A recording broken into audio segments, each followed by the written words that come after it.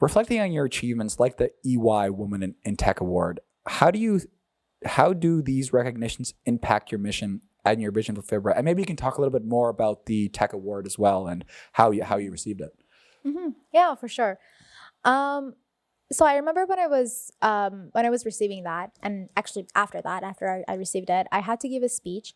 And I was very emotional because I had just come back from a vacation from Iran, and I witnessed how many talented females over there are working so hard to achieve their dreams. And it's so difficult for them to achieve it because of so many factors. And nobody recognizes their work and efforts, and it broke my heart.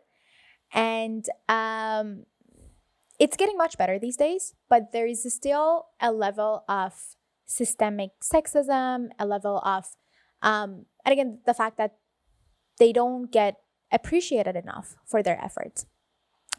And then there I was, and I was given the opportunity to achieve my dreams, and I was getting recognized for that.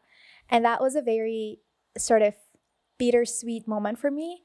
And that was one of the most inspiring moments of my life as well.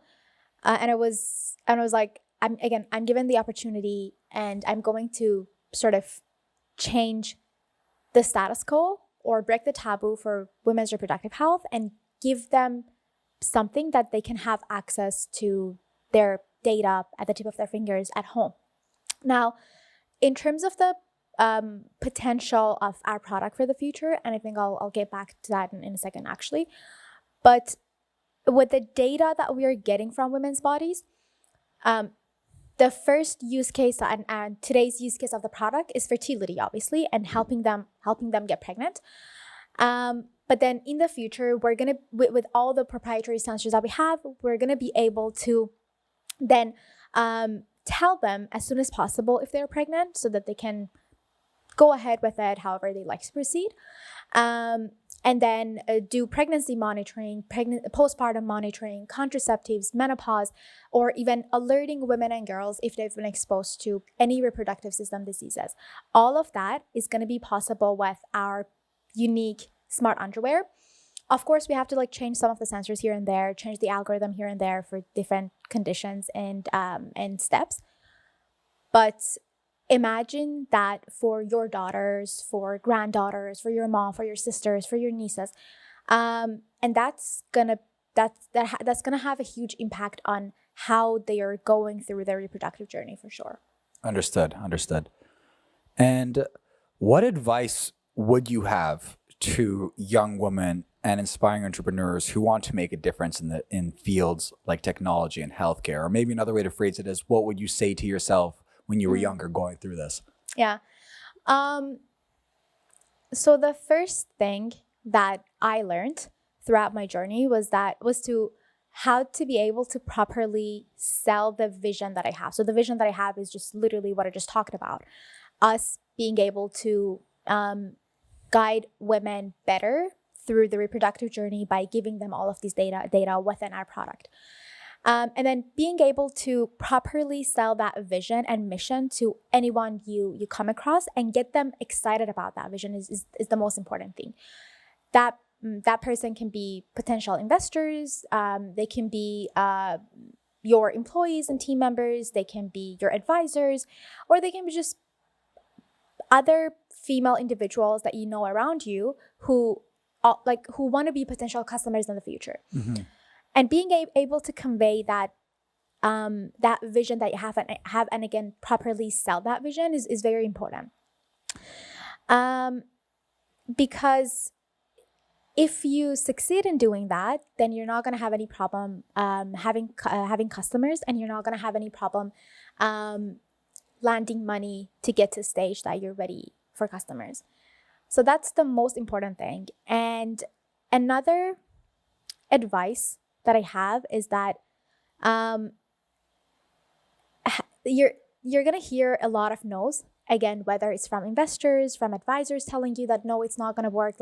I've had a lot of investors, actually not a lot, but a few male investors who were like, I don't see the need for this product. why do women have to use this product? Like, I don't see the need for that. And that's unfortunate. Well, obviously they don't have Exactly. a Like, they reproductive. don't see the need. They don't have a system, the reproductive And system. How would they know? And I've had investors who in the second meeting told me that, like, okay, like I went and talked with my wife and she was so interested about this. So there's definitely the knowledge gap that that if anyone is interested in women's health, they have to like have a thick skin and not get frustrated about it. Or even like in the meetings that I've had with other individuals, they were like, what is ovulation window? How is it different than like you being on your period? Like, what are the different phases of menstrual cycle? So you have to be very patient in terms of like, you have to educate them first before telling your product. For sure. I must admit, I know very little. I know very little. There we go.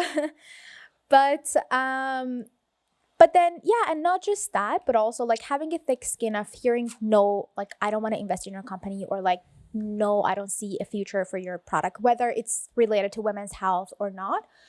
You're going to hear a lot of no's, and you just have to like power through that.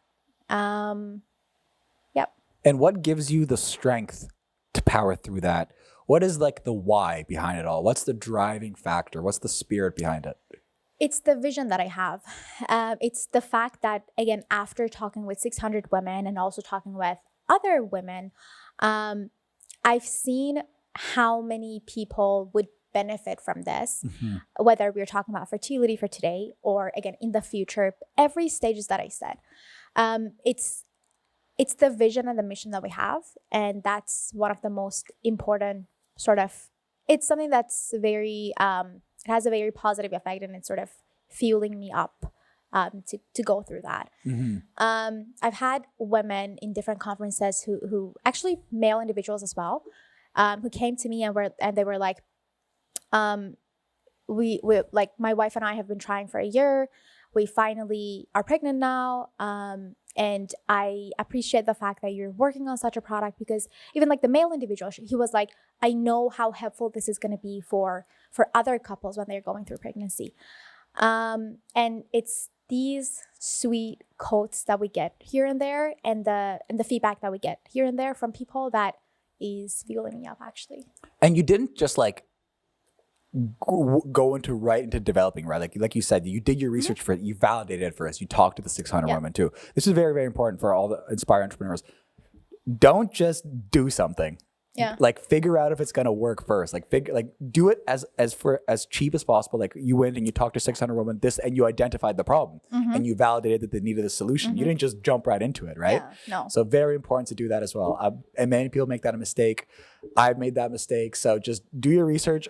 And when you're starting a business, don't think about, like, just figure out how to solve that problem first.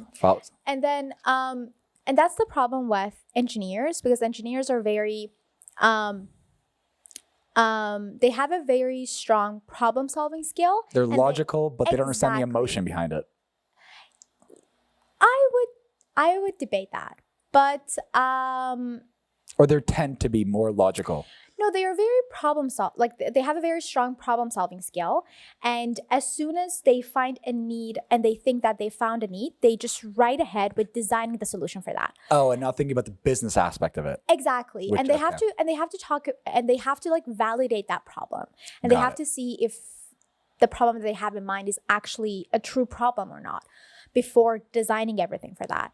And then, yeah, so that's one of the things. And then it's very interesting that you mentioned this, and I 100% agree with you that you have to always validate the need before jumping into conclusion about the solution.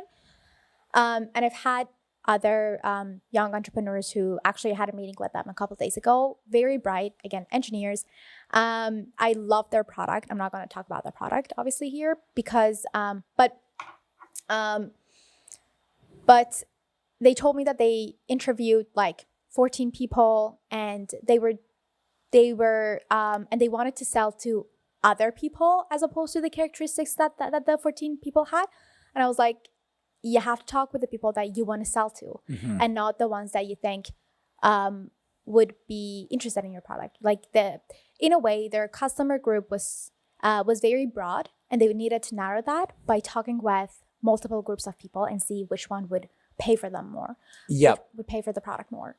But yeah, validating the need is the most important thing. Especially, and it's like, yeah, I feel like for engineers, because I have some engineer friends, it's more like, hey, this is clearly a solution to the problem. It's gonna sell itself, but that's not how it works. That's unfortunately not how it works. Like, you have to be able to sell it to people, even for their own good first. It's just like one of the requirements.